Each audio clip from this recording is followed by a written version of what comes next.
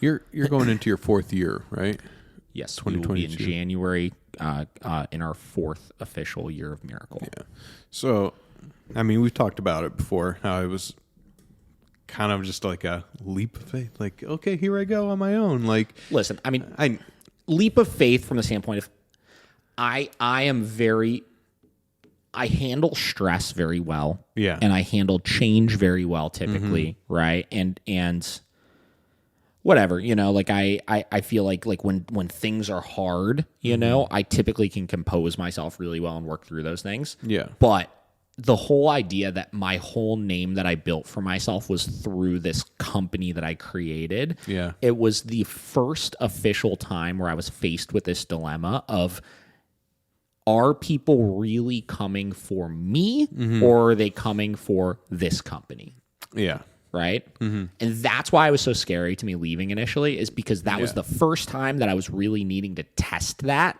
And my financial well-being, right, was on the line of which one is it? Yeah. Yeah. But I mean, okay, so even going from that, I mean, could you imagine back then the growth that you've had in these almost 4 years? I feel like it grew so quickly, so fast, and I think that's a testament to the great training that you do and the company does. But can you, like, it feels like such a great accomplishment from how far you've become. Yeah, I think from an efficiency of the facility standpoint, I did not expect it. Right. Yeah. Again, I've always been ambitious. I've always, in the back of my mind, been like, I want to grow this to be something massive, and I was always fairly confident that we would be able to do that. I don't know if I knew exactly what it was going to look like. Right. Let me give you an example. Right. So maybe 5-6 years ago, something like that, I drove out to New York City to go to like a Gary Vee thing. A little hype. Yeah, it was. fest. So it was at his father's wine shop in New Jersey, and goddamn phone calls. I gotta start putting this thing somewhere else. I just, if the world blows up in the 2 hours that we're filming this podcast, I just like to at least be somewhat aware of it. Yeah. So I drove out to New York and New Jersey for this thing, and it was like a special event. They were only having like 50 or 60 people come to it. The price of entry for it was buying literally 2 cases of wine. It was like a wine that the store was getting in or something like that, which, by the way, is it's called the Competitor. It's a very delicious wine, and I had to buy 2 cases of it, and I still probably have like 5 or 6 bottles of it downstairs right now. We drank a lot of that wine. Yeah. But anyways, that was the price of entry for it. And it was a Q&A panel. And it was cool because I think there was less than 50 or 60 people there. There may have been 25 to 30 people there, right? And it was like an hour or 2 hour long thing.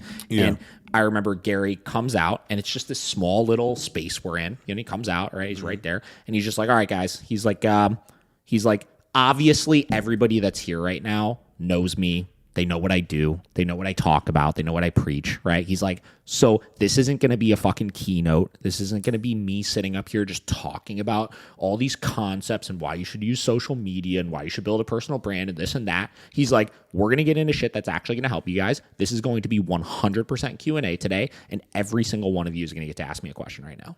Right? And I was like, fuck yeah. Yeah, dude. And I was the first person he picked for it. Oh, of course. Right? And I'm sitting there and I'm so nervous. Right? Like, I'm like, oh my God. And he's filming it for like his Daily V episode and stuff. Like, there's literally a video you could find online of me like asking him this question. Right? Damn. Okay. No pressure. Yeah. So I asked him, I'm like, at the time, we had just opened our Columbus location, I think, right? We had just signed the lease on it, maybe. Yeah. And I think I asked him, I was like, yeah, my business partner and I, we own a dog training facility, and, we do these services. We have 3 locations right now. And I asked him, I was like, I don't know anything about running a business, right? I was like, my business partner kind of knows, but I don't think as far as like what we're trying to do right now knows. You know, like we're just like 2 young guys that are trying to like build something really cool. Yeah. I asked him, I was like, should we like bring in help? Like, should we like partner with somebody that like knows about like growing companies and this and that, like to help us continue to grow this? Yeah. And he just looked at me and he's just like, I think he literally said, like, just pump the brakes. He's like, it sounds like you're very ambitious. It sounds like you really want to grow. He's like, but a lot of new business owners fall into this like trap where it's like they look at locations like they look at like collecting fucking cards or something. You know, it's like, oh, like I have 7 locations or I have 8 locations. And he looked around and he's like, this is Wine Library. He's like, this is one singular location that my dad has had forever. Yeah. And I don't remember exactly what he said, but he's like, oh, and it makes $2 million a year in profit or something like that. Yeah. You know, he's like, what the fuck do I need 17 tiny little wine stores across the country when we have this? It's true. You know? Yeah. He's like, what do you need it for? I was like, and at the time, I don't know if it completely made sense to me, you know? Yeah. But as I pondered it and as, you know, continued to like look at like leaving Miracle and realize other holes we had within the company and stuff like that we've discussed numerous times on here, as far as, you know, bottlenecking ourselves and this and that, not having processes in place and this and that, I finally came to the realization of what he meant by that, right? He's like, if you could have one thing that you put all of your energy into and you focus on solving every problem within that thing and you focus on making that thing as efficient and great as possible, he's like, you're going to realize how much more you can get out of just that. And then you don't have to split your attention into all of these different things. That's true. Yeah. Right? So the reason why I say that is because the thing I'm most proud of is how efficient of a thing we've created. And it's still not perfect, right? There's still a lot of work that needs to go into it. But my attention has gone from we have to expand and do all these other things and this and that. Like, I still want to do those things and those are still in the plans, right? Yeah. But I started realizing how much more efficient I can get everything here. And the better I continue to get that, the easier that process will be later on. Yeah. Right. And now our singular location is operating more efficiently than all 3 of the locations we had at the time when we had them in Heights. Yeah. I was about to say that. Just from me, like coming in for that last like year and a half of that company, I was just like, to see how you're running this now, I'm just like, yeah, that was like Stone Age. Dude. You know, yeah, basically, literally, you know, like I look at some of the problems that we had. Like I could write a freaking book on like literally the stupid shit that I did, you know, like if I could write a book on the stupid shit I've done in Miracle as well. Yeah, of course. Right. But like, it's just crazy. If you could look at every single one of those things you did as a learning opportunity, right? Yeah. And circling this back around, forget business for an example, right? Or forget it for a second here and look at just like your personal relationship with your dog, right? Yeah. If you could look at everything that is stressing you out or everything that's a big struggle, right, that you're having with your dog, with your relationships, with your family, all that kind of stuff, right? And not immediately point that finger and say, this is this thing's fault, right? This is why this happened, right? This dog is why this happened. This person is why this happened, whatever. And you could first, before you do that, ask yourself the question of what is one thing that I did incorrectly right here, right? Then over time, the amount of growth that you'll see personally in your business, in your relationships, all that kind of stuff, you're going to see it just compound. Because every time you fix one tiny little detail, even if the rest of it then you just throw out the window, right? But you fix that one little tiny detail, right? Yeah. Over time, those tiny details add up exponentially. Very true. You know? Yeah. And that's been something really, really interesting that I've noticed, you know, or I've tried to do, right? Yeah. And it's the forever game of doing that, Of course. you know? Yeah. But it's pretty cool to see that happening in real time, you know? Yeah, 100%. I feel like I talk about this stuff a lot, right? Yeah. What goes on in your head sometimes when you look at like your company that you're trying to create and stuff right now and your brand you're trying to create? Like, what are some things going on in your head on a weekly, daily, monthly basis as far as how you're trying to actively build yourself still, you know? Yeah. I think, you know, I've had this conversation with you a couple times where I may have gotten too far ahead of myself on what I wanted. and trying to get these bigger clients and not doing the small work first, you know? And now I feel like now that I'm 5 months removed from that conversation that we had, because I think it was like podcast like 8 or 9 or something. But I feel like I have a clear vision of where I want to go with everything. And you know, like the thing that we talked with Alex, like, is it a job or is it a business, like a career, you know, or like, are you a business owner or are you just making it a job? Like, yeah, you have a business, but what are you going to do? How are you going to create that? So it's me trying to right now figure how I can make this into maybe something more than just myself, you know? Yeah. And I mean, it's becoming a great thing right now, but I would love to have another photographer with me, or like maybe 2. And I want to kind of create like a little group at the end of the day. I think that's my ultimate goal right now. And that's why I've been kind of shooting for those bigger, like, corporate, you know, products and stuff like that I could potentially have like an actual company, you know, and not just me, and not just a job. Yeah. You know, especially like talking with you a bunch, you know, because you could have stayed that way if you wanted to, just been like, oh, it's just me and like I'm training, but you had a vision, you know, and you knew what you wanted to create in the long run, you know, and it's right now I'm at that point where I'm trying to figure out what's my like 3-year, 5-year plan for this Josh DeBay Productions, you know. I think that's where I'm at right now with everything. Yeah. So you're creating the vision in your head right now. Yeah. You know, a lot of it is like figuring out like, okay, cool. Like, because if you have like, here's your starting place, here's where you're at right now, and here's where you want to be, right? This is a short term or a long term goal, right? Then at least you have a trajectory in which you could move towards, right? A lot of your decisions that you make at that point can reflect that immediate goal or that bigger picture goal. You know what I mean? Exactly. And I've never been the biggest on 5-year plan, 10-year plan, things like that, because I think that's such a big stretch of time. You know, I look at how quick things change in like 6 months, you know? Yeah, my goals will change in certain things. Yeah. But so a lot of my goals are more like micro goals, right? They're more like, okay, cool. Like I have a general plan, right? This is a general place I would like to get to, right? Yeah. But I look at more like little improvement here, little improvement here, little improvement here. You know, and it's kind of like, you know, we talk about Dave Ramsey. Like I like Dave Ramsey a lot, how he's got the baby steps. And the reason why he does some of the things he does is because psychologically people need small wins. Right? Yeah. Every time you have a small win, it's like, fuck yeah. You know, like it still feels the same. It's still like, I did that. You know? No, like, 100%. Yeah. So those little goals to me have always been so important for keeping my motivation up while I'm working towards the bigger goal, you know, and keeping that bigger goal loose enough, you know, where it can change and adapt and stuff. Yeah.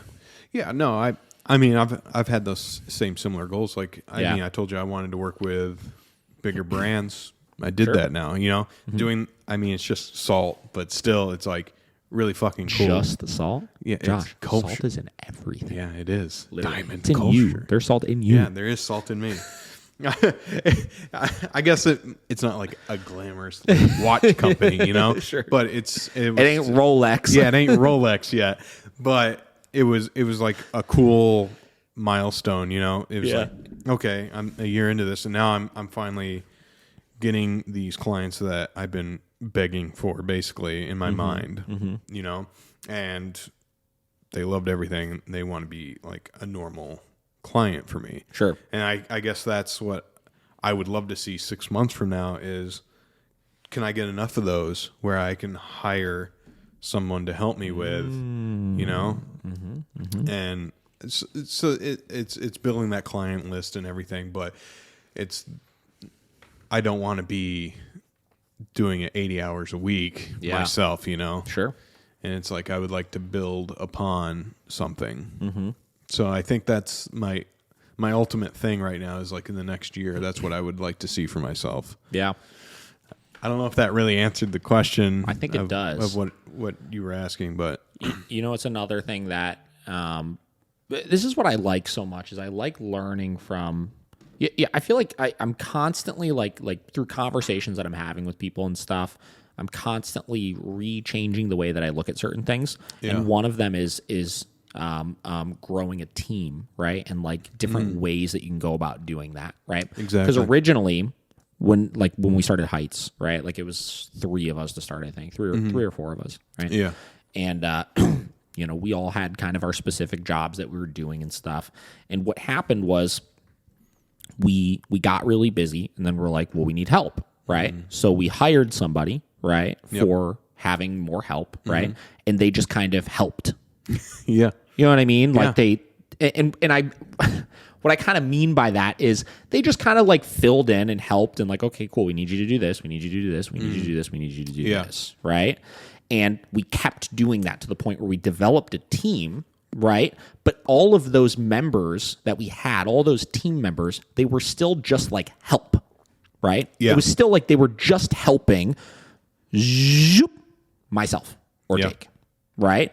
But like we talked about, we were still kind of bottlenecked from the standpoint of if we weren't there to be helped, those people couldn't really do anything. yeah, You know what I mean? Yeah. Like, with some exceptions, obviously. Yeah, Like there were certain things where it's like running daycare or doing this or doing that. Where Yeah. it's like they knew what to do with that, right? But they were still just help for us. yeah, Right? And I think it was Matt, actually. We were having a conversation one time.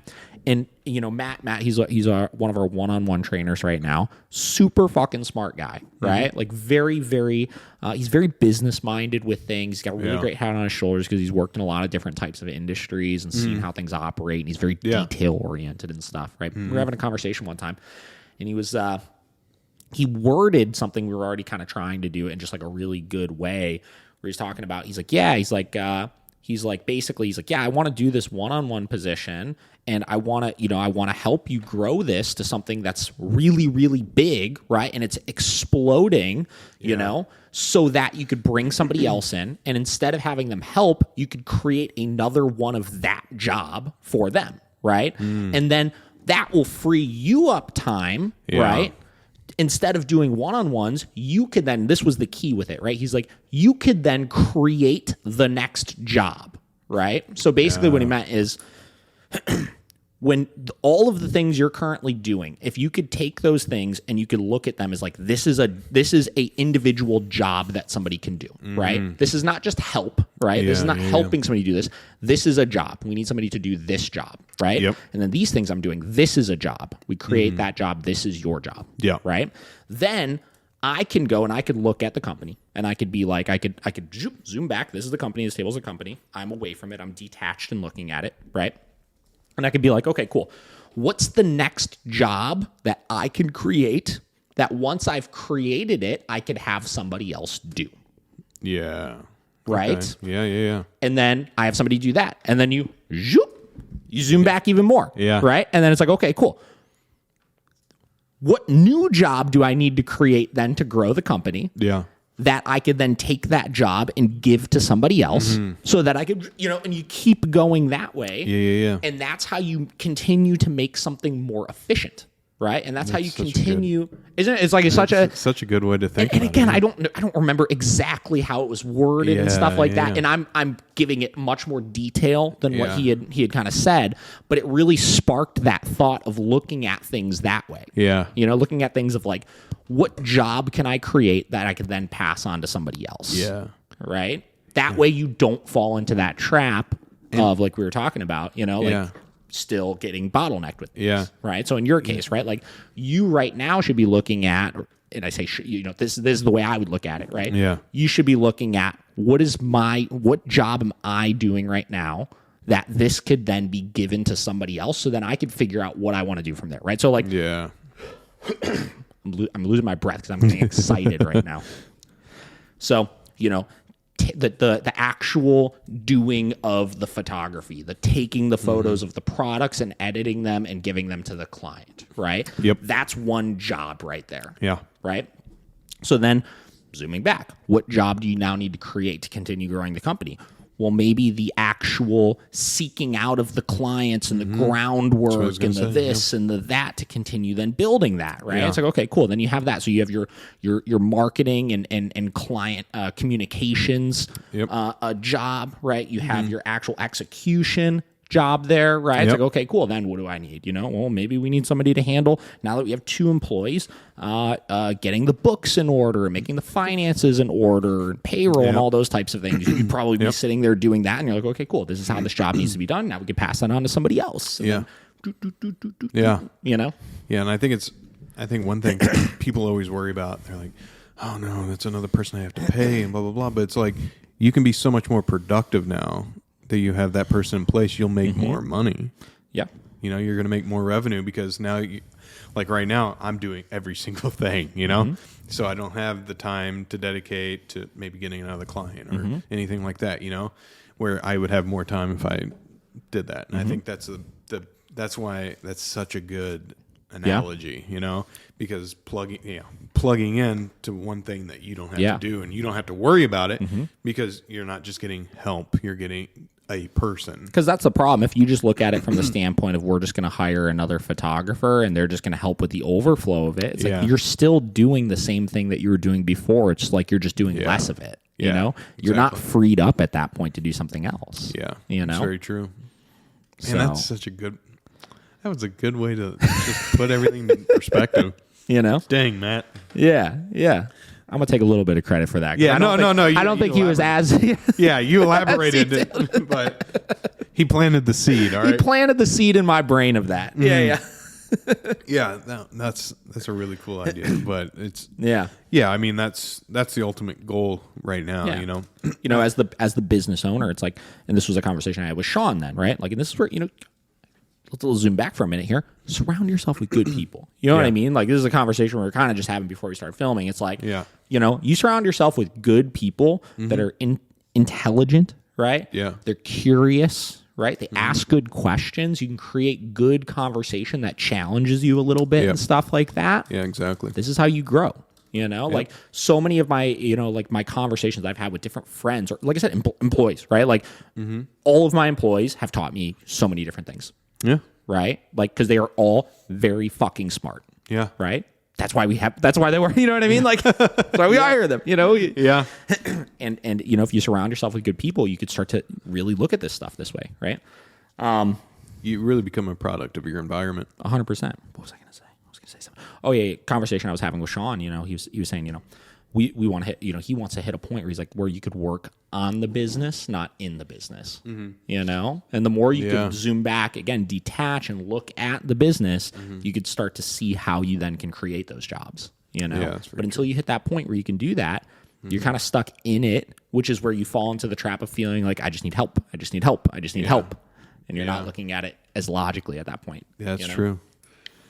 And I think the best thing that people will take away from all of this from us is that we're just regular Joe Schmoes that did it. Like, I mean, and I don't even want to say we're trying to do it. Yeah, we're still trying to do it. We'll say we're trying to do it. We're just a little farther down the road than someone that's just starting, But I mean, when was it? 6 years ago? Was when did you get Vera? Like 8.5, 9 years ago. Okay. Yeah. But like, you were just like interested in it. And then you just fell in love with the whole thing of training and everything. I mean, it wasn't like you were born and you were like, I'm going to be a dog trainer. Like it fell in, and then you fell in love with something, and then you made something out of it. You put the time in, you put the work in, you figured out how to make things go smoothly through a lot of trial and error. But that's the thing is, like, I mean, if you had stopped at the first mistake, I mean, you'd never be here right now. Yeah. That's the big thing. It's like, I think you posted, I think you're the one that posted it. You like reshared one of those things where it was like the error and the success and the failure, like box. And it had the tallies in it, and it was like, it was like all the failures, and then there was like the 3 tallies in the win box or whatever. But it's like, I mean, that's what it takes, Yeah. So, Life's a game of failures and learning from them.